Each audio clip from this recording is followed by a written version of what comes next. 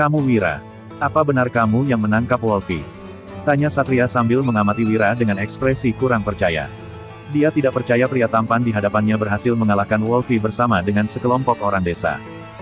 Sebagai letnan jenderal yang memimpin 3.000 prajurit, dia bahkan belum tentu mampu melakukannya. Aku Wira, tapi yang menangkap Wolfie bukan aku, melainkan Zabran. Wira melirik pria kekar itu, lalu melanjutkan, kalau nggak ada masalah lain lagi, sebaiknya Bapak biarkan aku lewat. Kami harus melanjutkan perjalanan kami. Sialan. Kamu masih berpikiran untuk melanjutkan perjalanan. Tangkap orang ini. Satria yang sudah agak mabuk langsung murka dan memerintahkan bawahannya untuk menangkap Wira. Bagaimanapun juga, Wira sudah mengalahkan Wolfie dan menyebabkannya turun pangkat.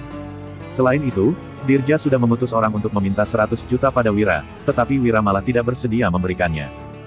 Sekarang, Wira malah berniat untuk langsung pergi. Mana mungkin Satria membiarkannya pergi dengan begitu saja. Setelah mendapat perintah dari Satria, sekelompok prajurit langsung menyerbu ke arah Wira. Ekspresi Wira langsung menjadi suram.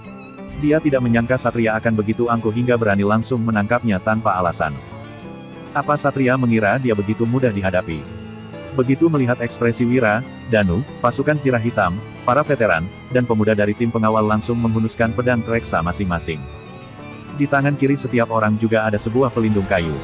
Tatapan mereka menjadi sangat tajam. Para prajurit yang menyerbu Wira langsung berhenti. Menurut mereka, sekelompok orang ini sangat mengerikan. Oleh karena itu, mereka langsung bergidik dan menjadi lemas. Para prajurit tua dari pasukan Sirah Hitam tidak menunjukkan ekspresi apapun. Mereka sudah sering menghadapi situasi hidup dan mati. Bahkan prajurit berkuda bangsa Agrel juga takut pada mereka, apalagi pasukan komando daerah yang tidak berpengalaman ini. Begitu Wira memberi perintah, pasukan Sirah Hitam bisa langsung menghabisi prajurit bersenjata lengkap ini dengan mudah. Kenapa berhenti? Cepat serang. Tangkap mereka. Satria menendang seorang bawahannya, lalu melirik prajurit tua dari pasukan Sirah Hitam sambil mendengus, "Hei, orang desa, buat apa kalian menghunuskan pedang? Memangnya kalian mau memberontak dengan membunuhku? Apa kalian gak takut seluruh keluarga kalian juga ikut dijatuhi hukuman mati?" Pasukan Sirah Hitam, para veteran, pemuda dari tim pengawal mengerutkan kening, tetapi tidak menyimpan pedang mereka. Mereka semua tidak takut untuk memberontak apabila orang-orang ini berani menyentuh Wira. Jika Wira dicelakai orang-orang ini, mereka harus kembali hidup susah seperti dulu. Wira berjalan maju dan berkata, "Pak Satria, kalau mau menangkap kami, kamu seharusnya kasih alasannya, kan? Apa kesalahan kami?" Alasan. Begitu mendengar pertanyaan Wira, Satria langsung tersadar dan mencibir. Ada kelompok pedagang yang menyembunyikan panah busur dan baju sirah dengan niat memberontak. Pak Dirja sudah memberi perintah untuk memeriksanya dengan ketat.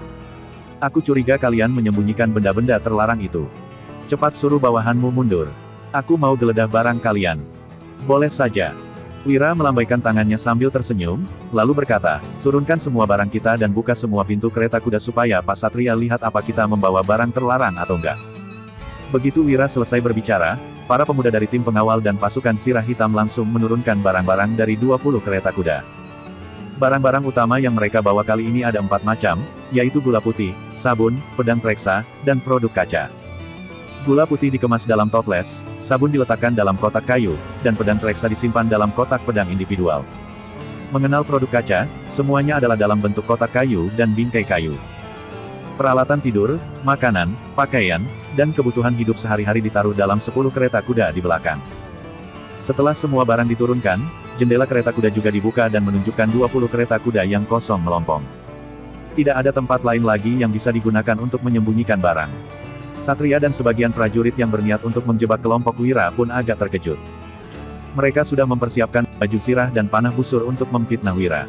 Namun, sekarang mereka tidak bisa menyelipkan apapun di dalam kereta kuda yang kosong. Satria menelan ludah, lalu menggertakkan gigi sambil melirik ke arah 10 kereta kuda di belakang dan bertanya, "Itu juga kereta kuda kalian, kan?" Bab 535. Wira mengangguk dan menjawab, "Benar, tetapi isinya hanyalah bantal, selimut, pakaian, dan kebutuhan sehari-hari. Teman-temanku juga duduk di dalam. Yang penting itu kereta kudamu." Mata Satria langsung berbinar. Kemudian, dia melirik ke arah orang-orang kepercayaannya di belakang dan berkata, "Cepat geledah 10 kereta kuda itu. Lihat apakah mereka menyembunyikan barang terlarang di sana." Sekelompok prajurit yang dibagi menjadi 10 tim pun bergegas mengepung 10 kereta kuda itu. Mereka langsung menarik turun orang yang ada di dalam kereta tanpa peduli pada kemarahan orang-orang itu. Setelah itu, mereka masuk ke dalam kereta kuda, lalu menaruh baju zirah dan panah busur ke dalam selimut serta pakaian sebelum pura-pura menggeledah. Para prajurit itu melakukan hal yang sama di 10 kereta kuda Wira dan bahkan tidak menyembunyikannya dari orang-orang yang mereka tarik keluar. Mereka merasa orang-orang ini akan segera tahu alasan mereka melakukan hal ini. Jadi, mereka tidak peduli meskipun orang-orang ini melihat tindakan mereka. Bagi mereka, di wilayah ini, orang yang paling berkuasa adalah Dirja dan Satria. Orang lainnya tidak akan mampu melawan. Para prajurit itu sepertinya sama sekali tidak sadar bahwa sekelompok orang yang mereka tarik turun dari kereta kuda sudah sangat marah. Pak Satria, aku menemukan sebuah panah busur dan baju zirah. Aku juga. Aku menemukan 2 baju zirah. Pak Satria, orang-orang ini adalah pemberontak.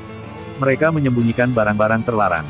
Pak Satria, ada total 10 panah busur dan 20 baju zirah yang ditemukan di dalam 10 kereta kuda ini.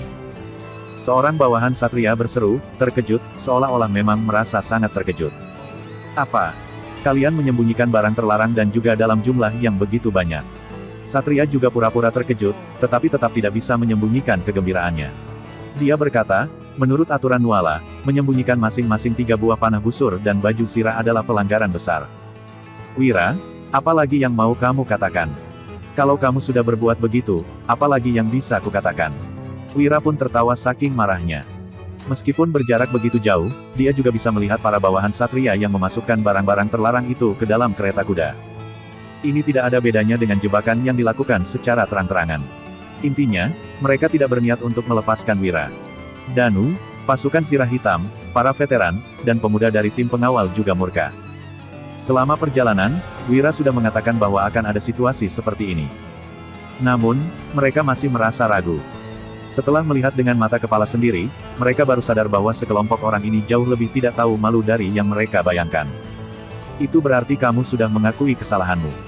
Kalau begitu, suruh bawahanmu untuk letakkan senjata mereka. Satria berkata dengan sombong, semua orang yang melawan akan langsung dibunuh.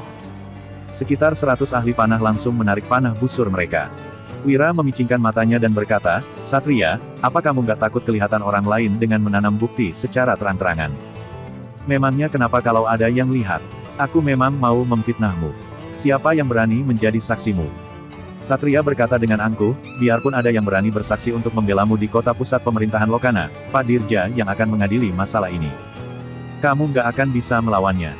Benar, kalau rakyat jelata yang mengalami hal seperti ini, mereka nggak akan bisa melawan kalian. Ujar Wira dengan penuh amarah. Sepanjang sejarah, rakyat jelata memang tidak pernah bisa melawan pejabat. Para pejabat bisa memutarbalikkan fakta dengan mudah, sedangkan rakyat jelata hanya bisa menerima nasib. Satria berkata dengan sombong, baguslah kalau kamu tahu. Cepat menyerahlah. Menyerah. Jangan mimpi. Wira mencibir, biarpun harus mati, aku juga akan menarik musuhku untuk ikut mati bersama dan menghancurkan egonya. Tapi, orang buta sepertimu bahkan gak layak menjadi musuhku. Orang buta. Begitu menyadari makna tersirat dari ucapan Wira dan orang-orang di belakang Wira yang tidak terlihat panik sedikit pun, Satria pun merasa ada yang tidak beres dan bertanya, apa maksudmu?